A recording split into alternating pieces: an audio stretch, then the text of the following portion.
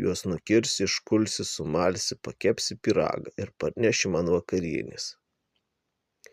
Vaikinas labai nusiminė, viską apsakė savo mergaitei, o ta jam sako: nebijok nieko, tik tu, kai nueisi į girią, nepradėk dirbti, kol aš ateisiu. Taip ir padarė. Nuėjo į pagirį, atsisėdo ir laukė. Belaukdamas užmigo, o kai pabudo, pamatė ateinant mergelę ir atnešant pusryčių.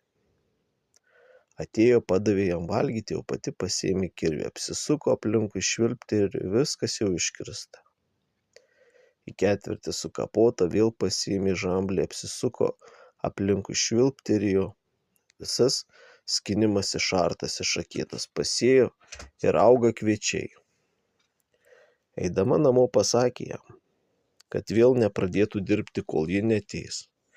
Vaikinas ten likęs atsisėdo ir užsnūdo. Pramėgęs truputį pabudo. Žiūri, kad saulė jau beveik pietuose ir ateina jo mergaitė, atneša valgyti. Kol jis pietavo, ji pasiėmė dalgį, apsisuko